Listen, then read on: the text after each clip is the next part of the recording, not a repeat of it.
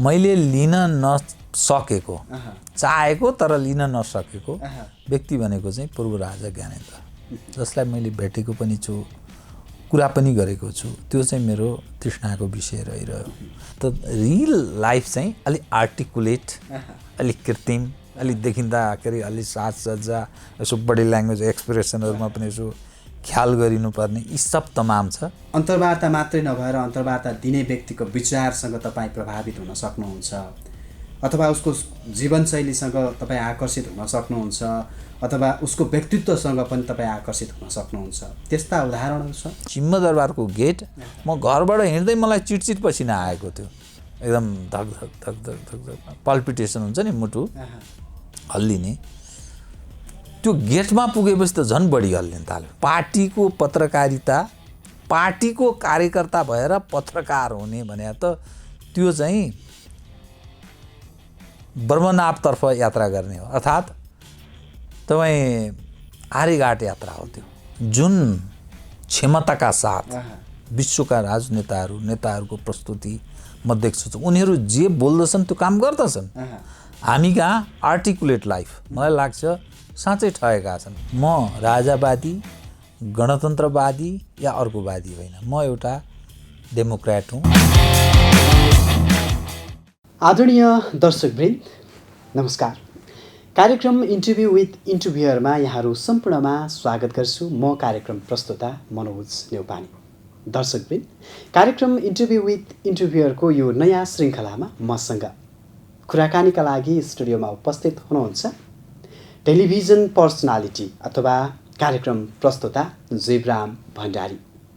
करिब 3 दशक लामो पत्रकारिता यात्रा र विभिन्न टेलिभिजनमा टक सो मार्फत जीवराम भण्डारी सबै चर्चामा हुनुहुन्छ, रहनु भएको छ।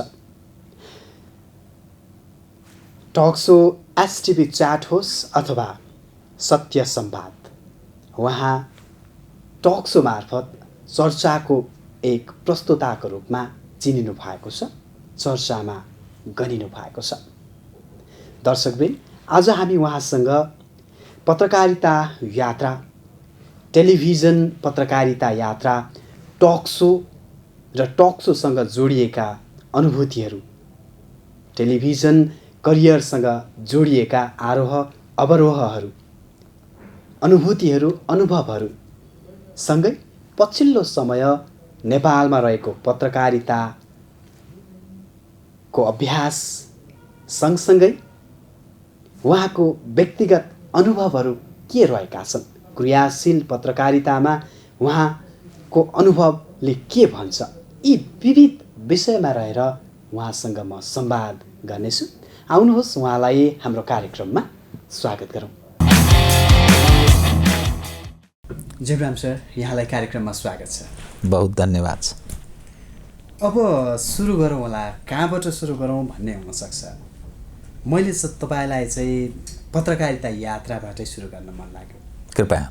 कहाँबाट सुरु भयो, कसरी सुरु भयो तपाईँको पत्रकारिता यात्रा? म ओखलढुङ्गा जिल्लाको, तपाईँहरूले नि प्रयोग गर्नुहुन्छ एउटा लफ्ज, घुम्दै फिर्दै रुम्जटार अथवा घुमिफिरी रुम्जटार, त्यो रुम्जटार भन्ने ठाउँको मानिस। एसएलसीसम्म त्यहीँ पढियो, रुम्जटार माध्यमिक विद्यालय। ओखलढुङ्गाबाट पास गरियो एसएलसी। एसएलसी पास गरेपछि काठमाडौँ हाम्रो गन्तव्य, धेरै सम्भावना भएको क्षेत्र काठमाडौँ राजधानी। प्लेन चढेर काठमाडौँ आइयो। काठमाडौँ त्योभन्दा अगाडि सुनेको देखेको होइन, एउटा स्वर्गीय कल्पना हुन्छ नि, जब पहाडबाट फर्कने यता आउने भएपछि काठमाडौँ कस्तो होला। प्लेनबाट सरर जब डोमेस्टिकमा, इन्टरनेसनल एयरपोर्टको त डोमेस्टिक साइडमा झरियो, त्यसपछि त्यो जो हामी पहाडमा खेतीपाती देखेका, गाउँले देखेका मानिस, यहाँ त आफ्नो लागि एकदम नयाँ। तत्पश्चात मैले प्रारम्भ गरेँ ल पढ्न। त्यसबेला पिसिएल भन्थ्यो, प्रोफिसियन्सी सर्टिफिकेट लेभल, अहिले 11-12 भने जस्तो, +2 भने जस्तो। अनि ल पढ्न थाल्यो, आइएल गरियो। अनि बिएलको जब यात्रा तय भयो, पत्रकारितामा कता कता तृष्णा जाग्यो। यसकारण तृष्णा जाग्यो, अरू क्षेत्र पनि सम्भावना थियो। म वास्तवमा सेनाको अफिसर हुने तृष्णा राखेको मानिस हो।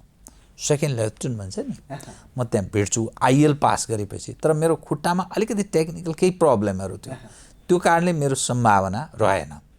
नरहेपछि एक त बाहुन, अलि महत्त्वकाङ्क्षी जात, सो पत्रकारिताबाट चाँडो जम्प गर्न सकिन्छ अनि सोसाइटीमा पनि नेम एन्ड फेम दुवै हुन सक्छ भन्ने कता कता मेरो मस्तिष्कमा अड्डा जमायो र फलत म पत्रकारितामा प्रारम्भ गरेँ।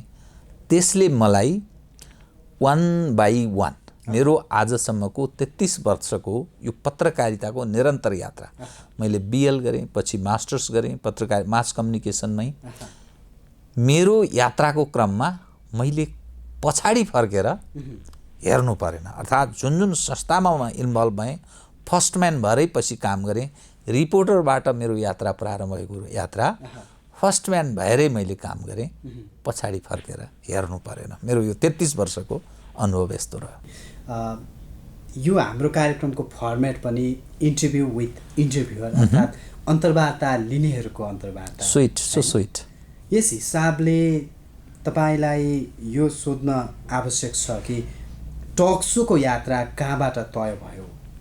लेखनमा, छापा पत्रकारितामा आफूलाई अभ्यस्त बनाइराख्नु भएको त्यो यात्रा कसरी चाहिँ टेलिभिजनतिर मोडियो अनि फेरि टक सोतिर तपाईँ कसरी आउनुभयो? बडा राम्रो, इन्ट्रेस्टिङ। त्यो मलाई पनि त्यो स्पष्ट पार्ने मौका दिनुभयो। नेपाल टेलिभिजनमा म टक सो सञ्चालकको रूपमा थिइनँ। न्युजमा के सुधार हुन सक्छ भन्ने हिसाबले त्यहाँ म प्रवेश गरेको थिएँ नेपाल टेलिभिजनमा।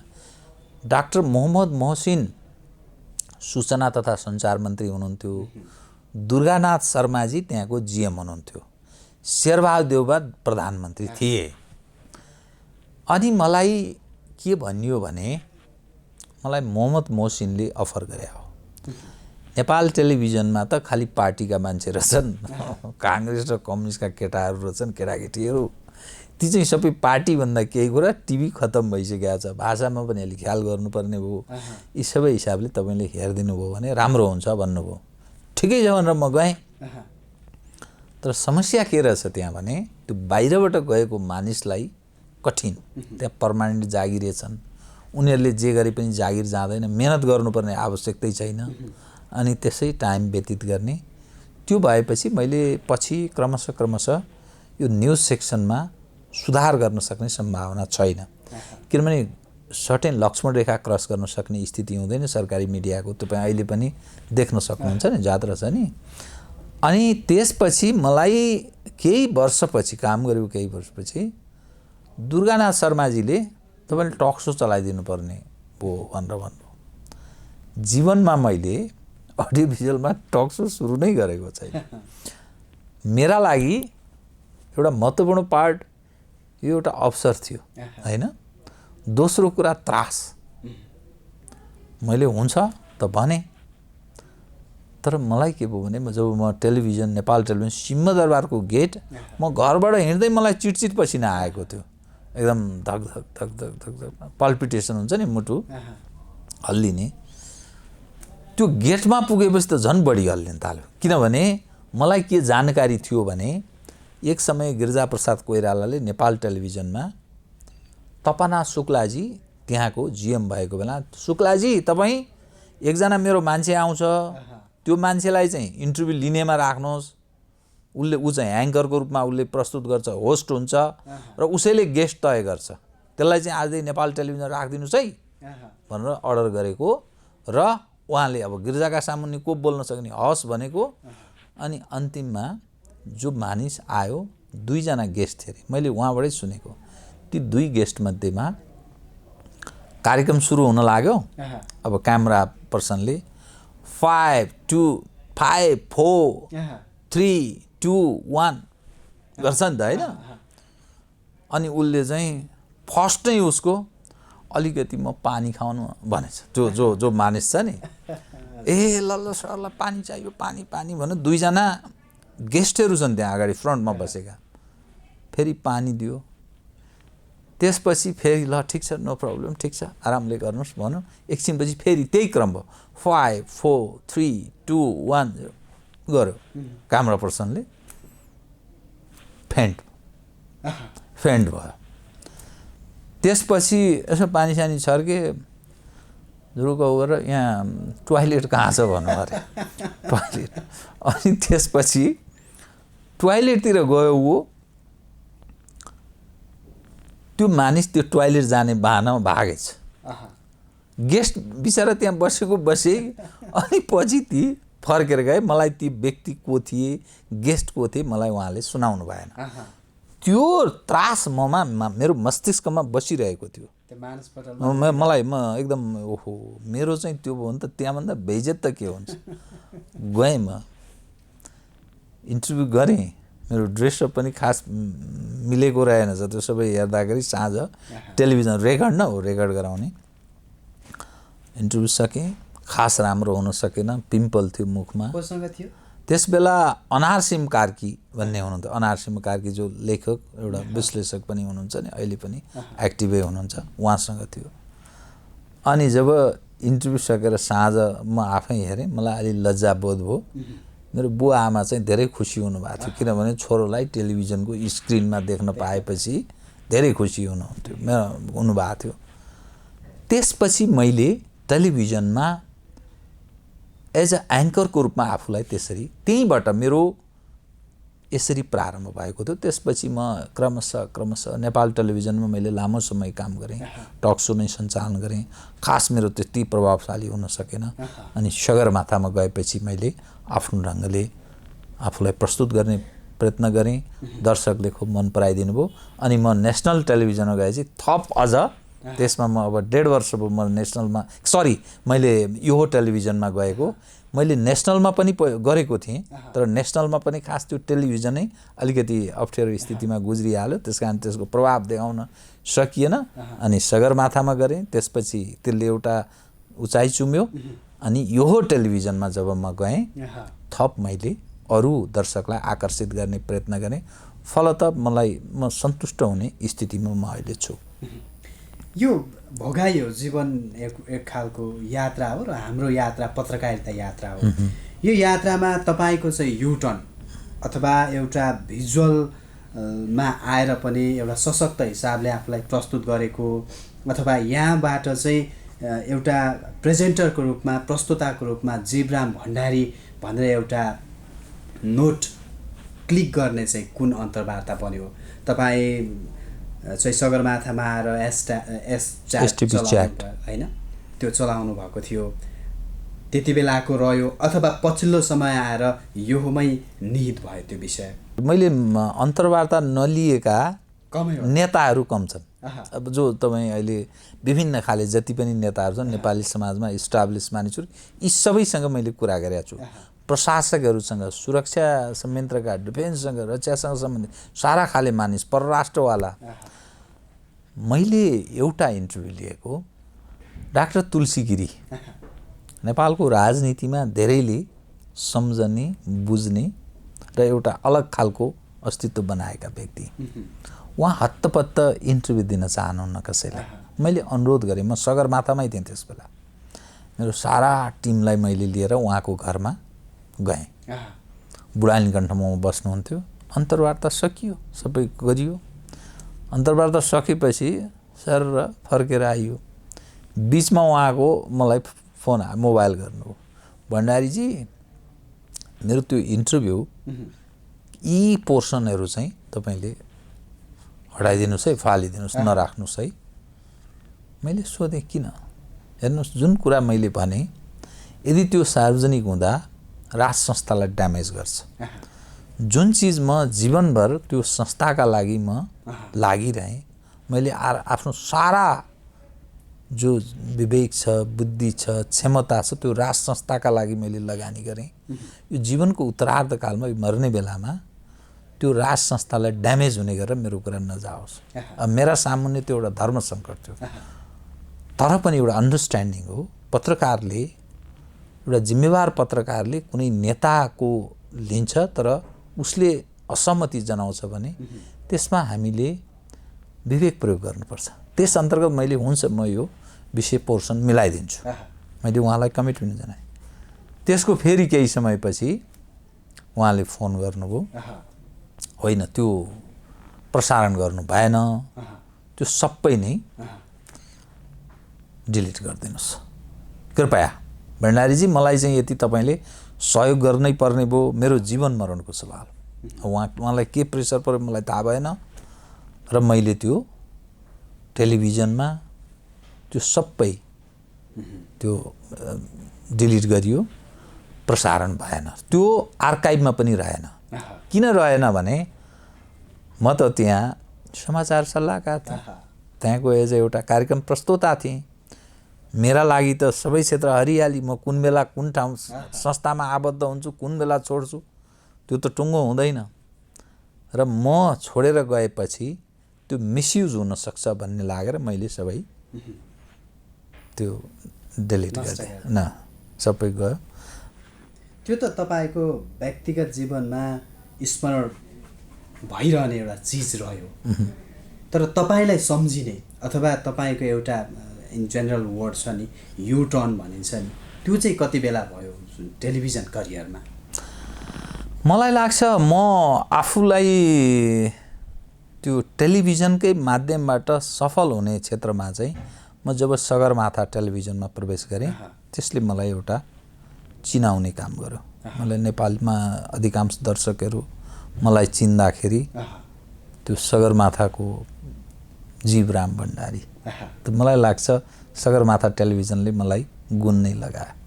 म आफ्नो सफलताको श्रेय मैले सगरमाथा टेलिभिजनलाई दिनुपर्छ। अब तपाईँ सगरमाथा टेलिभिजनबाट फेरि अनलाइनतिर पनि एकचोटि जानुभएको थियो, खबर हबतिर। अनलाइनको यात्रा कस्तो हुँदो रहेछ?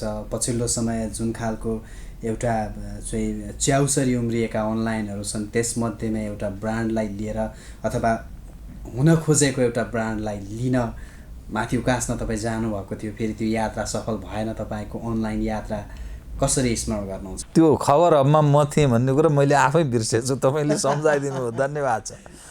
खबर हबमा म संलग्न भएँ, त्यहाँ नरेश श्रेष्ठी त्यसको लगानीकर्ता, उहाँले अनुरोध गर्नु, मेरो मित्र पनि हो, ठिकै छ भनेर म गएँ। अनलाइन त्यो मेरा लागि नयाँ थियो, त्यो अनलाइनमा म इन्भल्भ भएको विगत त्यस्तो थिएन र केही चिजहरूमा मेरो असहमति रह्यो, अर्थात् विमति रह्यो, जसका कारण त्यो मैले 1 वर्षमा म त्यहाँबाट राजीनामा दिएँ। त्यस कारणले केही विषयहरूमा नीतिगत सवालमा मलाई अलिकति विमति रह्यो। त्यस कारण एज एउटा जिम्मेवार सम्पादक असहमति हुँदाहुँदै प्रकाशन वा प्रसारण गर्न बाध्य हुने स्थिति आयो भने त्यो सम्पादक त्यहाँबाट अलग हुनुपर्छ। त्यसैको कारण मैले राजीनामा दिएँ। उहाँले राजीनामा यो बोर्डमा राखौँ, यो नगरौँ, अहिले यस्तो उस्तो भन्दै हुन्थ्यो। मैले भने म आफ्नो विवेकमा काम गर्ने मानिस हो, मैले दिएपछि म फर्केर आउँदिनँ भनेर मैले एउटा ल्यापटप अनि त्यहाँको आइडी कार्ड र केही बुझबुझार्थ गराइदिनु पर्ने कुरा सबै बुझाइदिएर त्यही साँझ म हिँडेँ। उहाँ आफै छक्क पर्नुभयो, तर मेरो राम्रो सम्बन्ध छ उहाँसँग। तपाईँ यति बेला यो टेलिभिजनमा हुनुहुन्छ र सत्य संवाद र अर्को यो बहस दुईटा कार्यक्रममा इन्भल्भ पनि हुनुहुन्छ। खासमा टेलिभिजन करियर भनेको के रहेछ? अब त एक खालको बुझाइ भयो होला, एक खालको व्याख्या भयो होला, होइन? र टक सो सञ्चालन गर्नु, एउटा प्रेजेन्टरको रूपमा आफूलाई टेलिभिजनमा इस्टाब्लिस गर्नु के रहेछ? दर्शकको आवश्यकता र उसको मनको कुरालाई कुनै गेस्ट मार्फत बकाउन सक्नु, त्यो एउटा होस्टको ठुलो क्षमता हो। र समाज कतातर्फ गइरहेको छ त्यो करेन्ट इभेन्टलाई ख्याल गरेर कार्यक्रम प्रस्तुत गर्नुपर्छ, अर्थात् गेस्ट त्यही अनुरूपको तय गर्नुपर्छ। मेरो 2टा जो प्रोग्राम तपाईँले भन्नुभयो, हरेक बुधबार राति 9 देखि 10 मा जाने सत्य संवाद, त्यहाँ चाहिँ अलिकति साप्ताहिक कार्यक्रम त्यो भएको हुनाले समाजलाई प्रत्यक्ष प्रभाव पार्ने विशिष्ट योगदान गरेका अलि टावरिङ फिगर टावरिङ पर्सनालिटीहरूलाई त्यो सत्य संवादमा म प्रस्तुत गर्छु। यो बहसमा चाहिँ एभ्री मर्निङ 8 to 9 मेरो त्यो लाइभ हुन्छ।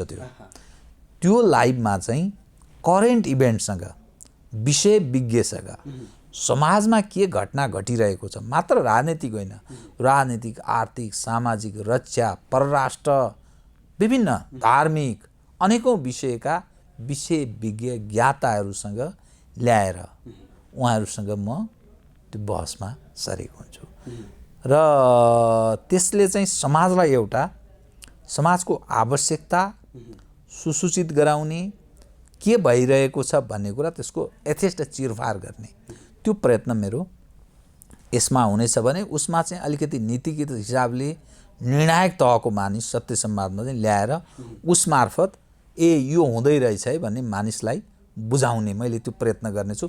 दर्शकसँग प्रिय हुने म प्रयास गर्छु निरन्तर।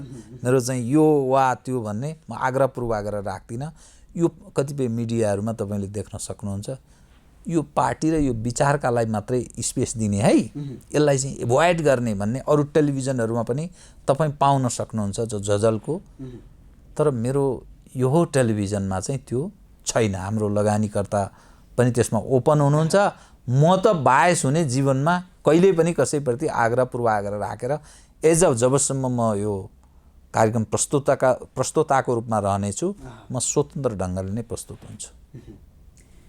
टेलिभिजन पत्रकारिता अर्थात् एउटा प्रेजेन्टरको एउटा आफ्नै लाइफ हुन्छ भनिन्छ। टेलिभिजन करियर भनेको एउटा आधा वास्तविकता अनि आधा चाहिँ केही नाटकीय पनि हुनुपर्छ भनिन्छ।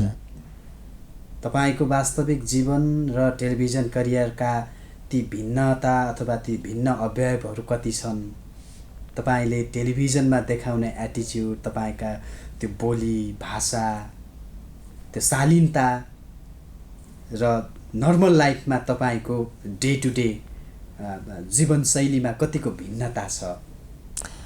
हामी कार्यक्रम प्रस्तुताहरूलाई कहाँ गौरव लाग्छ भने हामी कतिपय ठाउँमा जान्छौँ होइन, धेरै फ्यानहरू देखिनुहुन्छ, उहाँहरू बडा खुसी हुनुहुन्छ अनि हामीलाई चाहिँ त्यो उत्साह हौसला बडा प्रेरित गर्छ क्या त्यस्ता चिजले। हो तपाईँको कार्यक्रम हामी तपाईँ फ्यान हो, म त फोटो एउटा खिच्छु, त्यो कति उत्साहित भएर के। अनि आफूलाई के लाग्छ भने ओहो मैले समाजलाई केही दिइरहेको रहेछु भनेर गौरव, एकदम गौरव गर्छु, खुसी लाग्छ होइन। समाजमा केही न केही भइरहेको छ। कतिपय मानिसहरूलाई अब त्यो कतिपय कुरा सबैका लागि प्रिय हुँदैन नि, उहाँहरूप्रति उहाँको हामीप्रति नकारात्मक धारणा रहन पनि सक्छ, सबैमा हुँदैन। त्यो अलिक गाह्रो कठिन विषय रहेछ यो। तर प्रयत्न चाहिँ सबैको प्रिय हुन चाहन्छौँ क्या हामी जस्तो मानिस चाहिँ प्रिय भए नेचर त्यो हो कि। अनि तर जो निजी जीवनको तपाईँले कुरा गर्नुभयो, अब बाहिर त्यसरी त्यति मानिसले मन पराउँछन्, प्रिय लाग्छन्, तर घर परिवारलाई चाहिँ त्यो त्यस्तो लाग्दैन। घर परिवारमा चाहिँ उही यो खालको, अनि त्यो अलिअलि मानिसमा अलिकति अलग ढङ्गले सोच्नुपर्छ भन्ने दृष्टिकोण घर परिवारले त सम्मान श्रद्धा छँदैछ। तथापि निजी जीवन र त्यो जो टेलिभिजनको जीवन हुन्छ त्यो चाहिँ फरक पार्छ। अझ हामी एज युजुअल एउटा वर्ड पनि छ, रियल लाइफ र रियल लाइफ हो। रियल लाइफ चाहिँ एउटा छ, तर रियल लाइफमा अलिक फरक हुन्छ, किनभने व्यवहारिक पक्ष छ, घर परिवारको कुरा छ, सम्हाल्नु पर्ने कुरा छ, केही महत्त्वपूर्ण जिम्मेवारीहरू पुरा गर्नुपर्छ घरको, त्यो रियल लाइफ अर्को हो। त रियल लाइफ चाहिँ अलिक आर्टिकुलेट, अलिक कृत्रिम, अलिक देखिँदाखेरि अलिक साजसज्जा, यसो बडी ल्याङ्ग्वेज एक्सप्रेसनहरूमा पनि यसो ख्याल गरिनुपर्ने, यी सब तमाम छ जो एउटा आर्ट हो कि। मानिसको हुन त जीवन नै आर्ट हो, एउटा कला हो। त्यसमध्येमा टेलिभिजन त झन् एउटा विशिष्ट खालको आर्ट हो, म त्यो ठान्दछु। मैले यो प्रश्न जोड्नुको कारण पनि योभन्दा पछि तपाईँको अन्तर्वार्ताहरू जुन शैली, भाषा अथवा शब्द जुन प्रयोग गरिन्छन् त्यसमा एक खालको शालीनता भेटिन्छ। त्यो कहाँबाट क्रिएट हुन्छ? अथवा बाई नेचर तपाईँ त्यस्तो हुनुहुन्छ, अथवा तपाईँको फर्मेट त्यो हो, अथवा तपाईँलाई होइन यो चाहिँ एकदम नरम भयो, भन्ने खालका प्रतिक्रिया आउँछन् आउँदैनन्? मलाई चाहिँ के छ भने जो मैले जुन ढङ्गले टक सोहरू चलाइरहेको छु नि त्यो चाहिँ खास गरी एसियन कन्ट्रीहरूमा खास गरी नेपाल, भारत, पाकिस्तान, इभन बङ्गलादेश यस्ता देशहरूमा धेरैले प्रयोग गर्दैनन्। रफ ल्याङ्ग्वेजहरू युज गर्ने, एकदम रुडली पत्रकार प्रस्तुत हुने, फलत त्यसले समाजलाई त केही दिँदैन नै, त्यो आफ्नै व्यक्तित्व पनि ड्यामेज गरिरहेको हुन्छ। तपाईले अहिले पनि वेस्टर्न मिडियाहरू हेर्नुहोस्, म धेरैको नाम टेलिभिजनको तपाईको एउटा प्रत्यक्ष संस्थाबाट लिन नचाहेको, त्यो वेस्टर्न मिडिया जो होस्टले कसरी प्रस्तुत हुन्छ त्यो हेर्नुहोस्। इन्डियालाई बेस बनाएर, इन्डियन जर्नलिस्टहरूलाई बेस बनाएर जानुभयो भने तपाईँ सकिनुहुन्छ। त्यसले समाजलाई केही दिँदैन, झगडा, नेगेटिभ कुरा त्यो मात्रै दिन्छ। तर वेस्टर्नले त्यो छ, धैर्यतापूर्वक शालीन ढङ्गले विषय सबै उठाउँछन्, सबै प्रश्न गर्छन्, उसको कुरा गम्भीरतापूर्वक सुन्छन् अनि गम्भीर ढङ्गले उसले प्रश्न गर्छ र त्यसबाट खास चिज आउँछ। तर हामी कहाँ नेगेटिभ माइन्ड अनि तपाईँको आक्रोशजन्य गतिविधि नेपाली समाजमा त्यो छ नि, किनभने अभाव छ मानिसमा, छटपट्टि छ, राज्य संयन्त्र यस्तो छ, प्रशासनिक संयन्त्र यस्तो छ, पोलिटिकल लिडरहरू यस्तो छन्, त्यसले मानिसलाई आक्रोश पैदा गरिरहेको छ। अनि त्यो आक्रोशमा के लाग्दछ भने यो पत्रकारले यसलाई चाहिँ मुक्का हान्दे पनि हुन्थ्यो भने जस्तो कतिपय लाग्छ। तर अतिथि देवो भन्छ नि, मैले त्यत्रो अनुरोध गरेर एउटा गेस्ट आउँछ, उसलाई म रफ भाषा प्रयोग गर्न सक्दिनँ। त्यसकारण यो मेरो अलिकति अरूको भन्दा फरक फर्मेट छ। र यो कहाँबाट सिक्नुभयो तपाईँले भन्नुहुन्छ भने म कानुन र पत्रकारिताको विद्यार्थी हुँ। कतिपय भाषाहरू यस ढङ्गले सोचिनुपर्छ जुन भाषा नेपालको एउटा समग्र मानिसले ग्रहण गरून्, यसरी पनि जानुपर्ने रहेछ है, यो भन्दा फरक पनि रहेछ भन्ने एउटा धारणा पनि बनाउन् भन्ने पनि म त्यस्तो धारणा पनि बनाउन् भन्ने चाहन्छु। दोस्रो अलिकति मेरो पारिवारिक पनि हो, किनभने हामीहरू त्यस्तो परिवारमा हुर्क्यौँ, हामी ब्राह्मण कुलका मानिसहरू, त्यो रफ भाषाहरू प्रायः जसो प्रयोग हुँदैन, शालीन फ्यामिली नै हो, त्यो पारिवारिक पृष्ठभूमिले पनि काम गर्छ। अब यो एउटा सन्तुलन छ नि तपाईँले अघि आफै भन्नुभयो, रुड नहोस्, ब्यालेन्समा होस्, उसको कुराहरूलाई धैर्यताका साथ लिउँ र त्यहीबाट पक्रिएर त्यही खालका इन्फर्मेसनहरू आफूले निकालौँ, झिकौँ, यो एउटा सन्तुलन होइन। यो नेगेटिभ पनि नहोस्, ओभर पोजिटिभ पनि नहोस्, यो सन्तुलन व्यवस्थापनको कुरा पनि महत्त्वपूर्ण होला होइन। मैले अघि तपाईँले एउटा थपेको पनि थिएँ, यो बढी शालीनता भयो होइन, धेरै नर्मल भयो भन्ने खालका टिप्पणीहरू आउँछन् कि आउँदैन?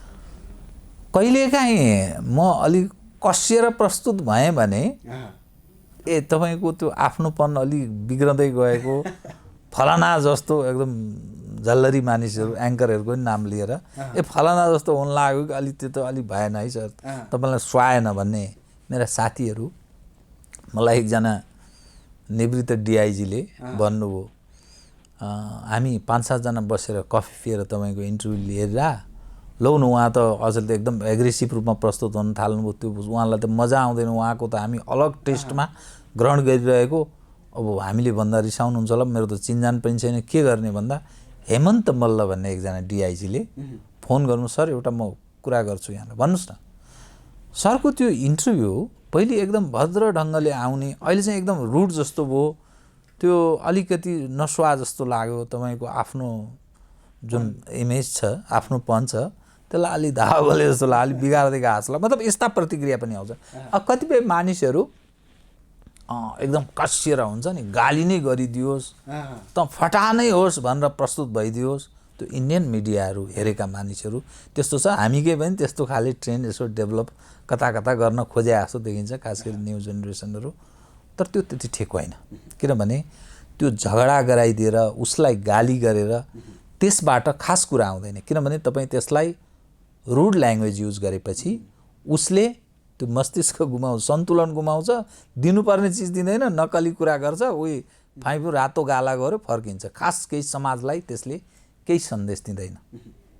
अब अलिकति प्रसङ्ग थोरै परिवर्तन गरौँ होला, जस्तो पत्रकारिता यात्रामा अन्तर्वार्ता जति बेलादेखि लिन थाल्नुभयो, तपाईँले अघि पनि भन्नुभयो, प्राय पोलिटिकल अथवा पोलिटिसियनहरू छुटेका छैनन् होला भन्नुभयो।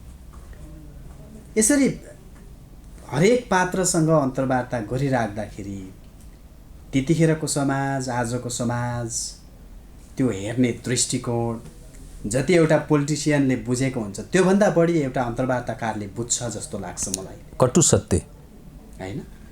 समाजलाई चाहिँ तपाईँ कसरी हेर्नुहुन्छ? हुन त म अन्तर्वार्तामा जोडिन्छु, फेरि टेलिभिजन करियरमै जोडिनेछु, तर समाजलाई हेर्ने दृष्टिकोण चाहिँ तपाईँको कस्तो छ?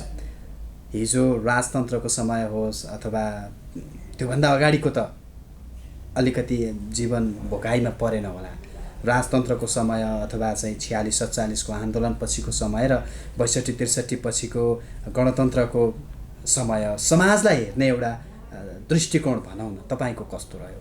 मैले 3वटा सिस्टम बेहोरिसकेँ। पञ्चायत, अनि त्यसपछि बहुदलीय राजासहितको प्रजातन्त्र, गणतान्त्रिक व्यवस्था। 62-63देखि आजसम्म हेर्दाखेरि झन्नै 16 वर्ष गणतन्त्रकाल। मलाई लाग्छ समाज बिग्रदै गएको छ, पथभ्रष्ट हुँदै गएको छ, आक्रोशजन्य।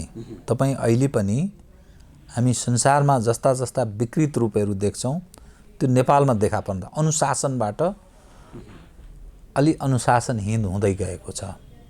तपाईँ अनेकौँ घटना दुर्घटनाहरू डे टु डे जो देख्दै हुनुहुन्छ र मानिस त्यो आफ्नो आवश्यकता पुरा गर्न जुन हदसम्म पनि जान सक्ने त्यस्तो त्यो रूपमा मानिस गइरहेको छ।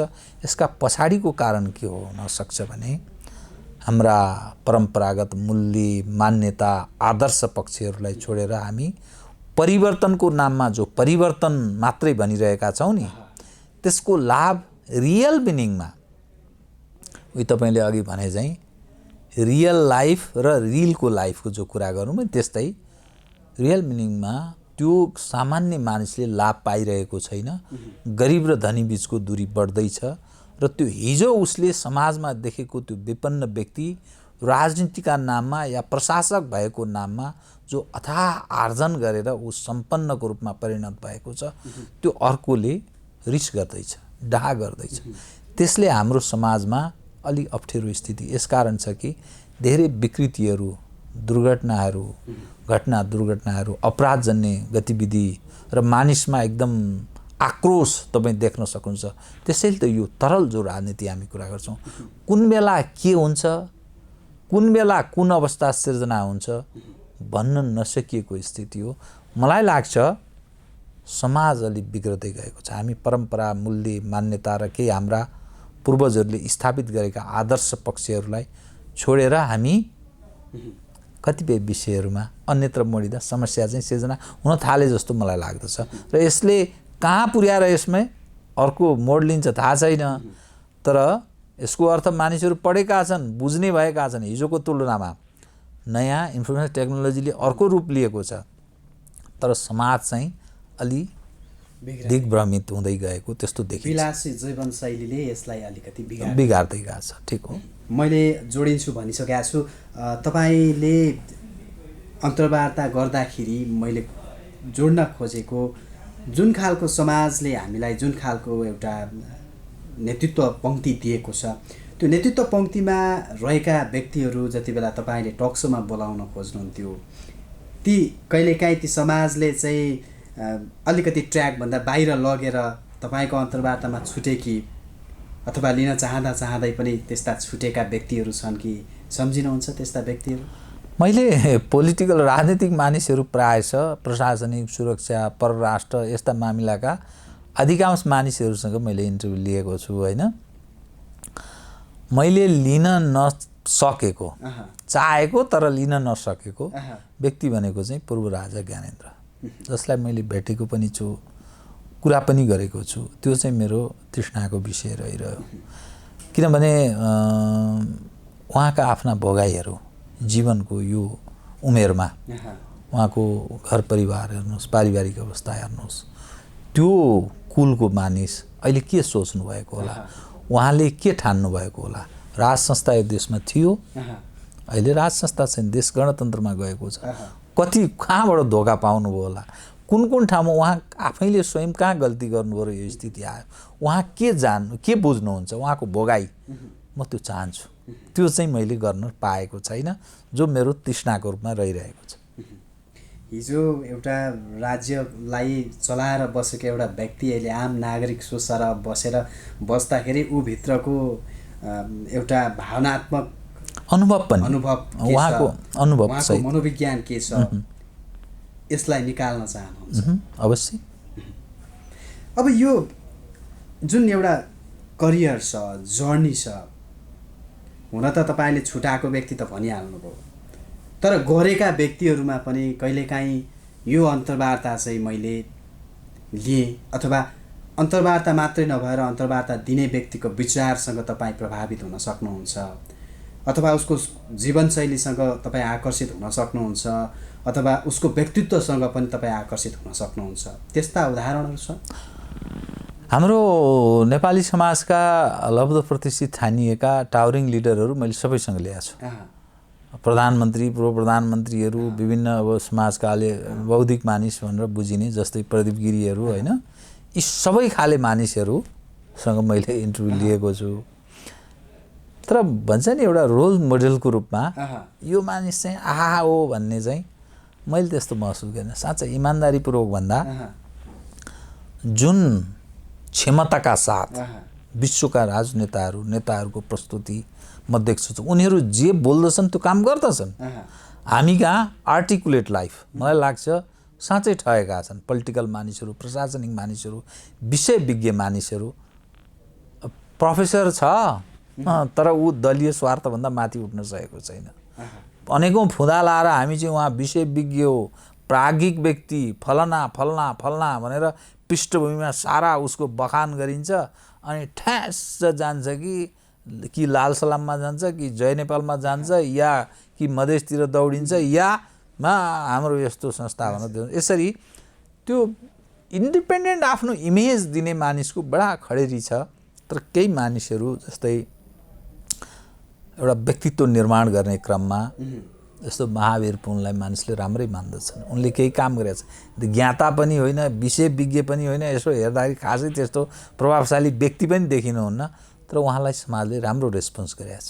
त्यस्तै सन्दुक रोहित, उहाँले पनि त्यो आँखाको क्षेत्रमा, त्यस्तै डाक्टर रामप्रसाद पोखरेल, यस्ता व्यक्तिहरू जसले आँखाको क्षेत्रमा राम्रो काम गर्नुहुन्छ, यी व्यक्तिहरू मैले डाक्टर रामप्रसाद पोखरेल भन्ने आँखा विशेषज्ञ, त्यसै गरी सन्दुक रोहित, यिनीहरूले वास्तवमा धेरै ठुलो काम गरेका छन्। अहिले आँखाको उपचारको लागि विदेशमा कहीँ जानु पर्दैन, यहीँ गर्न सक्छ। त्यसै गरी उपेन्द्र देवकोटाको एकपटक नाम आउँथ्यो है, उहाँ अब देहान्त भइसक्यो, मैले उहाँको पनि इन्टरभ्यू गरेको छु। त यी जो मानिसहरू छन् यिनीहरूले केही राम्रो गरेका छन्। अब अलिकति कतिपय चर्चा गोविन्द केसीजी, डाक्टर गोविन्द केसीको गर्छन्, तर पनि अब विवादमा परिरहनुहुन्छ कहिलेके त्यो धेरै उतार चढाव छ उहाँको जीवनमा। तर मैले आफूलाई रोल मोडलको रूपमा चाहिँ यो मान्छे जस्तो म बन्न चाहन्छु, अथवा यो मान्छेसँग मेरो सङ्गत बढाउँछु, अथवा उसको विचारसँग म प्रभावित भएँ, यी विषय रहेनन्। अब मलाई त्यस्तो लागेन। मलाई चाहिँ खासै त्यस्तो प्रभाव पार्ने त्यो मानिसको म फलोअर्स हुन्छु, यो चाहिँ मानिस बडा ऊ रहेछ। मैले बडा विद्वान विदुषीहरूसँग पनि कुरा गरेका छु, ऋषिहरू, विभिन्न खाले विद्वान, होइन, जस्तो पाइलट बाबा, तपाईँले नाम सुन्नुभयो होला, मैले पाइलट बाबाको नि इन्टरभ्यू लिएको छु। तपाईँले अघि मलाई सोध्दै गर्दा योगी आदित्यनाथ, युपीको योगी आदित्यनाथको इन्टरभ्यू मैले लिने दिन म बिरामी भएर मैले लिन छुटाएको छु। मैले एउटा अहिले तपाईँ ठ्याक्क दिमागमा आयो, योगी आदित्यनाथ नेपाल आउनुभएको थियो, उहाँको इन्टरभ्यू लिने तय भयो। म सगरमाथा टेलिभिजनमा थिएँ। दुर्भाग्य मलाई त्यो राति हनन ज्वरो आयो, त्यस कारण मैले लिन नपाएको। मैले यो अहिले सम्झेँ, मैले लिन नपाएको, त्यो मेरो आफ्नै कारणले लिएन। तर मैले रोल मोडलको कुरा गर्दै थिएँ, त्यस्तो रोल मोडल मैले पाउन सकिनँ। मेरो यो लागि दुर्भाग्य हो, तर म आशा गर्छु त्यो अपेक्षा छ भोलिका दिनमा त्यस्तो हुन्छ नि, आहा फलाना जस्तो हुन पाए हुन्थ्यो म। अथवा त्यो पनि नभनौँ कि फलानालाई चाहिँ फेरि पनि दोहोऱ्याएर तिनै विषयमाथि फेरि अन्तर्वार्ता गरौँ, फेरि बहस गरौँ, त्यो लागेन। त्यसबाट लाग्न त लाग्छ तर त्यसबाट केही पाइँदैन। जस्तो हामी त जोबाट समाजले केही पाओस्, अन्तर्वार्ताबाट केही समाजलाई केही न केही पुगोस्, त्यो चाहिँ मात्रै के हुन्छ भने त्यो आर्टिकुलेट लाइफ व्यतीत गरिरहेका मानिसहरूले अन्तर्वार्ता दिन्छन्। मैले यो गरेँ त्यो गरेँ भन्न बखान मात्रै हो, तर त्यसले समाजलाई केही दिन्छ भन्ने चाहिँ मैले आश गर्दिनँ। किनभने उनीहरू राजनीतिका नाममा निरन्तर राजनीति भन्छ नि, त्यही मात्रै गरिरहन्छन्। फाइदाको लाभको धन्दा हो। नेपालको राजनीति भनेको वैकल्पिक आम्दानीको स्रोत पनि रहेछ, लाभको धन्दा हो। बिचरा उसले राजनीति बाहेक केही जान्दैन। राजनीति पनि नीतिहरूको राजा, राजनीति सानो कुरा छ, तर राजनीति त गरिदिए हुन्थ्यो नि। तर के हो, के गरेको यति बेइज्जतको अवस्था छ हाम्रो देशमा। तपाईँले यो भनिराख्दाखेरि तपाईँले अघि आफै भन्नुभएको थियो कि बाहिर जाँदा, कतै प्रोग्रामतिर जाँदाखेरि ओहो उहाँलाई भेट्दाखेरि सेल्फी खिचाउन अथवा फोटो खिचाउन भन्दाखेरि एउटा प्रफुल्लित हुने मन, फेरि रिटर्न टु स्टुडियोमा फर्किँदाखेरि आफूले गरेको अन्तर्वार्ताबाट अथवा उसले बोलेका ती शब्दहरू, ती वाक्यहरू फेरि जहाँ कार्यान्वयन हुनुपर्ने ती कार्यान्वयन नहुँदाखेरि एउटा आत्मग्लानि हुन्छ कि हुँदैन? अथवा हामी एउटा टेलिभिजन कर्म गरिराखेका छौँ, इन्फर्मेसन हामी दिइराखेका छौँ र लिनेले इन्फर्मेसन लिइरहेका छन्, कार्यान्वयनको पक्ष फितलो अथवा जे होस् भन्ने लाग्छ कि, अथवा के भइराखेको छ, के पाकिराखेको छ समाजमा, हामी के गरिराखेका छौँ, त्यो एक खालको आत्मचिन्तन हुन्छ कि हुँदैन तपाईँमाथि? जुन चिज बकाउन लगाइयो नि, जुन चिज मसँग व्यक्त गरेर गयो नि त्यो व्यक्ति, त्यसले त्यो काम गरिदिए हुन्थ्यो भन्ने निरन्तर लागिरहन्छ, खड्किरहन्छ। तर टेलिभिजनको दुनियाँको मैले अर्को पार्ट, त्यो पर्दा पछाडिको अवस्था पनि मैले सुनेको छु, बेहोरेको छु, देखेको छु। म तपाईँ मेरै गेस्टहरू सर आउँछन्, कार्यक्रममा सहभागी हुन्छन्, त्यसपछि मेरो रुममा गएर अनि यसो कफी खाइन्छ, अनि ल बताउनुहोस् अब अनौपचारिक कुरा गरौँ त, तपाईँले जति बोल्नुभयो त्यो त धेरै जसो नक्कली कुरा गर्नुभयो, अब रियल पिक्चर चाहिँ के छ, यथार्थ चाहिँ के छ भनेर यसरी म सोध्छु। सोद्धाखेरि अब हेर्नुहोस् मेरो बाजे त अब धेरै बोल्नु भएन, अब यो त यस्तो छ, यो यस्तो हो, त्यो बदख्वाइ, फलाना त यस्तो छ, अब के गर्ने उपाय छैन, पार्टी खोल्न सकिँदैन अर्को, जसरी पनि लोतो यिनकै पछि लाग्नुपर्छ, उपाय छैन। अनौपचारिक रूपमा सबै दुनियाँ सबैसँग असन्तुष्ट, हाम्रो समस्या त्यही हो। त्यति बेला आफूलाई आत्मग्लानि हुन्छ कि हुँदैन? कति यिनीहरूका कुराहरू डेलिभर्ड मात्रै गर्ने, कति आर्टिफिसियल कुराहरू बाहिर पठाउने मात्रै? एकदम फिल हुन्छ यो नक्कली दुनियाँ जस्तो। हामी पनि समाजलाई गलत सन्देश प्रवाह गरिरहेका छौँ, यसकारण कि उसले रियल कुरा भन्दैन, नक्कली कुरा भन्छ, त्यही कुरा हामी प्रवाह गरिरहेको छौँ। बाध्य त अब हामी अरू केही गर्न सक्दैन, हाम्रो पेसा धर्म पनि केही गर्न सक्दैन। पत्रकारले अथवा एउटा प्रेजेन्टरले पनि दैनिकी चलाउनु छ, जे सिप छ त्यो सिप देखाउनु छ, निश्चय होइन? यद्यपि आत्मग्लानि हुन्छ र त्यसप्रति आत्मसमीक्षा पनि हुन्छ। निश्चय नै मेरो चाहिँ प्रयत्न भनेको समाजलाई केही सुसूचित गरौँ, रियल कुरा बाहिर जाओस्, ताकि त्यो जनले बुझेर उसले एउटा धारणा बनाओस्, देशमा यो हुँदै रहेछ, यो अवस्थामा प्रवेश गर्दैछ भन्ने रियल कुरा भन्ने त हुन्थ्यो नि। नक्कली कुरा गरेर धेरै जसो समय व्यतीत गरेको त्यस्तो देखिन्छ, कहिलेकाहीँ महसुस हुन्छ, अलिक खिन्न हुन्छ। र हामीलाई पनि भन्छन् यो राजनीति गर्ने मानिसको चाहिँ मात्रै कति कुरा राखेको, यो देशमा राजनीति गर्ने मात्रै मानिस छन्, व्यवसायिक छन्, व्यापारी छन्, विद्वान छन्, विभिन्न विदुषीहरू छन्, डिफ्रेन्ट पेसाका मानिस छन्, फरक विधाका नयाँ पुस्ता छन्। यी चाहिँ 60-70 वर्षदेखि यिनकै अनुहार हामी हेरिरहेछौँ, 30-40 वर्षदेखि यी असफल पात्रलाई कति ल्याउनुहुन्छ, त्यो प्रतिक्रिया पनि हामी सुन्छौँ। तर अब कति अलिक फिल हुन्छ, न भेराइटी पस्कौँ भन्ने जस्तो पनि लाग्छ। तथापि अब त्यो बाध्यता हो, अब डे टु डे त गर्नै पर्छ। त्यसकारण अब जीवराम भण्डारी भन्ने बित्तिकै कतिपयलाई चाहिँ उहाँ राजा निकट हुनुहुन्छ अथवा चाहिँ राज संस्था निकट हुनुहुन्छ भन्ने पनि कतिको बुझाइ छ। अथवा तपाईँले फेरि त्यो भनिरहँदाखेरि मैले चाहेर उहाँसँग भेट भएर पनि पूर्व राजा ज्ञानेन्द्रसँग कुराकानी गर्न, संवाद गर्न अझै पाएको छैन, तपाईँले भन्नुभयो, त्यो एकातिर छ। मैले उहाँलाई जीवनमा एकपटक भेटेको छु, त्यो केही समय अगाडि भेटेँ। त्यो म उहाँसँग 1 घन्टाभन्दा बढी कुरा गरेँ, समग्र राष्ट्रिय राजनीतिको बारेमा कुरा गरेँ, अहिलेको अवस्थाको बारेमा कुरा गरेँ, उहाँका केही धारणाहरू मैले सुने।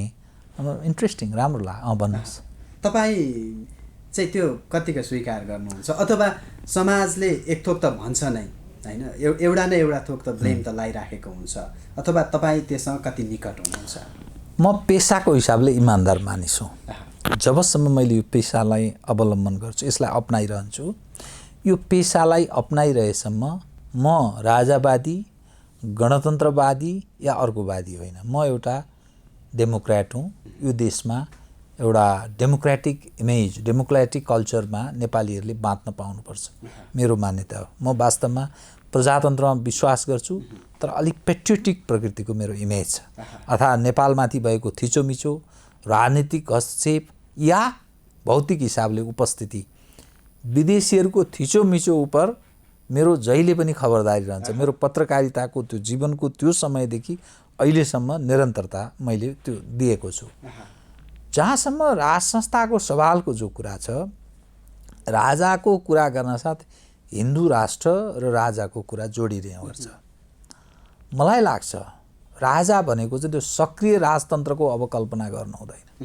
त्यो समाज एकदम त्यो एक समय थियो, त्यो 17औं 18औं शताब्दीमा राजाहरूले नै संसारमा देशहरू बनाए। यहाँको मात्र नवाबहरूको पनि तपाईँ देख्न सक्नुहुन्छ, पश्चिमा देशहरूमा पनि त्यस्तो देखिन्छ। तर समयसँगै जसले आफूलाई आफ्नो औचित्य, सान्दर्भिकता पुष्टि गर्न सकेनन्, जनतालाई त्यो सन्देश प्रवाह गर्न सकेनन्, ती गए।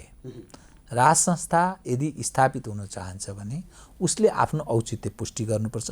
समाजमा उसले आफूलाई आवश्यक म हुँ भन्ने त्यो जनलाई त्यो विश्वास दिलाउन सक्नुपर्छ। म राज संस्था ल्याउनै पर्छ भन्नेवाला पनि होइन। गणतन्त्र, अखण्ड गणतन्त्र नभए यो आकाशै खस्छ, यो देशै समाप्त हुन्छ भन्नेवाला पनि होइन। म आफ्नो पेसामा इमान्दार छु, तर म अरू जस्तो राजाको नाम सुन्नासाथ त्यो दिमाग चड्केर पागल भएर हिँड्ने चाहिँ पत्रकार चाहिँ होइन। म आफ्नो, किनभने म आफ्नो पेसामा चाहिँ इमान्दार छु। तपाईँलाई यो मैले प्रश्न किन पनि जोडेँ भने पछिल्लो समय नेपालको पत्रकारिता हेर्ने हो भने धेरै पार्टी निकट छ। यो बेइज्जत हो नेपाली पत्रकारिताको र नेपाली समाजको। पार्टीको पत्रकारिता, पार्टीको कार्यकर्ता भएर पत्रकार हुने भने त त्यो चाहिँ ब्रह्मनाभतर्फ यात्रा गर्ने हो। अर्थात् तपाईँ आर्यघाट यात्रा हो त्यो। पत्रकारिताको लागि त्यो चाहिँ आर्यघाटको यात्रा हो। तपाईँलाई कतिको लाग्छ पछिल्लो समयको नेपाली राजनीतिसँग जोडिएको पत्रकारितालाई चाहिँ तपाईँको सूक्ष्म विश्लेषण के छ? त्यो हाम्रा कतिपय पुराना पत्रकारहरूले त्यो मान्यता स्थापित, मिसन पत्रकारिता एउटा काङ्ग्रेसको चलायो, अर्को कम्युनिस्टको चलायो, अर्को प्रगतिशील, अनेक नाम दिए। तिनले त्यहाँबाट उत्पादन भएको जो जनशक्ति छ त्यसले बर्बाद गरिदियो। त्यो कसैले त्यो काङ्ग्रेसको पत्रकारको रूपमा विकास गरिदिए, कसैले कम्युनिस्टको पत्रकारको रूपमा। तर जो मानिस त्यो काङ्ग्रेस र कम्युनिस्टको पत्रकारको रूपमा आफूलाई परिचित गरायो, त्यो मानिस अहिले नेपाली समाजमा इस्टाब्लिस छैन, त्यसको कुरा सुन्दैनन्।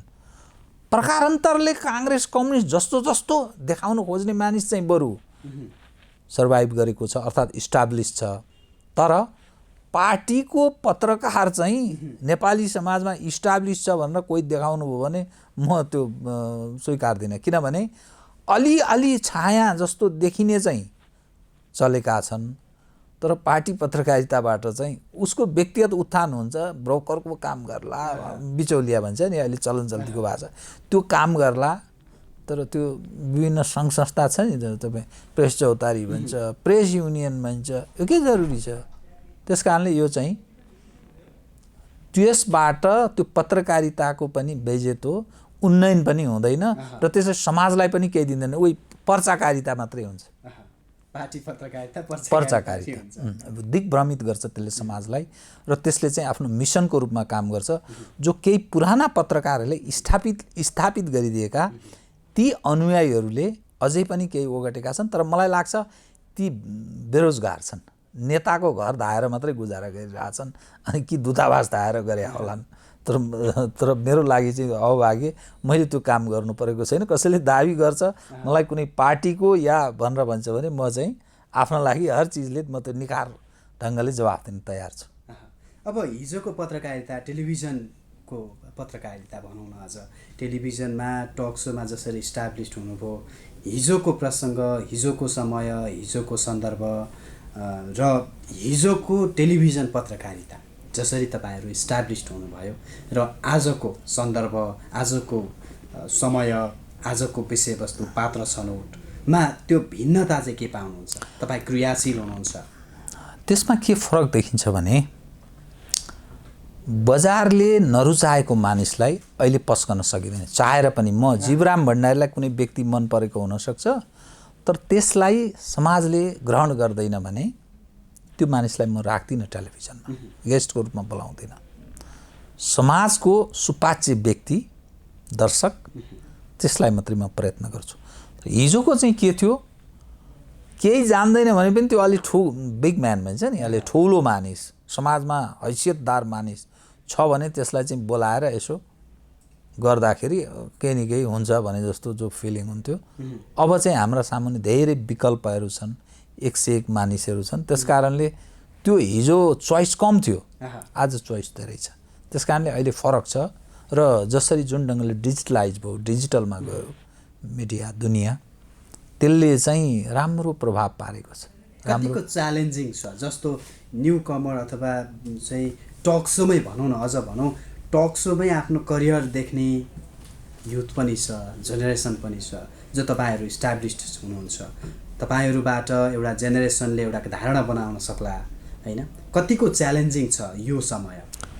मलाई लाग्छ तपाईँ मसँग जसरी कुरा गरिरहनु भएको छ, मलाई लाग्छ तपाईँ एकदम छोटो पिरियडमा तपाईँ स्थापित हुन सक्नुहुन्छ। किनभने जो मानिस आफूलाई इन्डिपेन्डेन्ट राख्न सक्छ, जुन कन्फिडेन्सका साथ प्रस्तुत हुन सक्छ र समाजको अवस्था, देश तथा विदेशको गतिविधि, घटनाक्रमलाई सूक्ष्म विश्लेषण गर्न सक्ने पत्रकारले मात्रै ठिक प्रश्न गर्न सक्छ। त्यसको लागि एजुकेसन बेसिक निड्स, समाजलाई तपाईँले बुझ्नुपर्छ दोस्रो, तेस्रो कानुन, लिगल नो हाउ तपाईँलाई हर चिजको जरुरी हुन्छ कि पत्रकार सबैको विज्ञ हुनु जरुरी छैन। सर्फेसको साहित्य भन्छ क्या, साहित्यको प्रारम्भिक चरण चाहिँ पत्रकारिता भनिन्छ। त्यो पत्रकार, त्यो एङ्कर, त्यो समाजको बारेमा, दुनियाँको बारेमा जानकार हुनुपर्छ अनि त्यसले आफूलाई स्वतन्त्र राख्न सक्नुपर्छ। र मलाई लाग्छ जुन ढङ्गले अहिले पनि तपाईँ एज अ कार्यक्रम प्रस्तुताहरू टेलिभिजनको हेर्ने भने 5-7 जनाको राम्रो हेर्छन्, त्यसभन्दा अरूको त्यति हेर्छन् जस्तो अर्थ लाग्दैन क्या। टेलिभिजनको म कुरा गर्दैछु, तर हामी त्यो ठाउँमा पुग्नलाई धेरै समय लागेको थियो कि। त्यसकारण नयाँ पुस्ता, त्यो पहिलेको भन्दा अघि तपाईँले सोधेको प्रश्न चाहिँ त्यो दलीय स्वार्थभन्दा अलिक उठेको छ र व्यावसायिक हुनुपर्छ भन्ने त्यो भावना पैदा भएको छ। यो चाहिँ सबभन्दा राम्रो कुरा हो।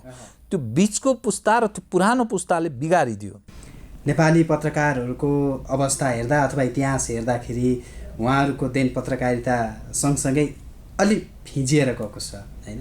कोही नेता बन्नुभयो होला होइन, कोही साहित्यतिर जानुभयो होला, कतिपयले आफ्ना जीवनीहरू लेखेर अथवा त्यसरी अलिकति ब्रड भएको छ, फराकिलो भएको छ।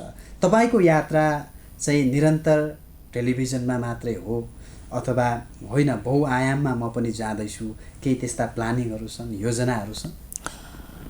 म चाहिँ यो पेसा अपनाएसम्म कुनै दलमा आबद्ध भएर सहभागी भएर म काम गर्दिनँ। मैले अहिलेसम्म जीवनमा कुनै राजनीतिक पार्टीको सदस्यता लिएको छैन र कसैको मैले कुनै पार्टीको मैले झन्डा बोकेर हिँडेको छैन। राष्ट्रिय झन्डा चाहिँ मैले बोकेको छु अघि। म दलको कुनै झन्डा बोक्दिनँ, कुनै दलको म एडभोकेसी गर्दिनँ। अब जीवनको यो उत्तरार्ध कालतर्फ भन्ने कुरा, जब म अझै 15 वर्ष न्यूनतम पत्रकारितामा म व्यतीत गर्न सक्छु, क्रियाशील रहन सक्छु भन्ने मलाई विश्वास छ कि त्यसपछि काहीँ राजनीतिको त्यो सम्भावनालाई नकार्न सकिँदैन कि।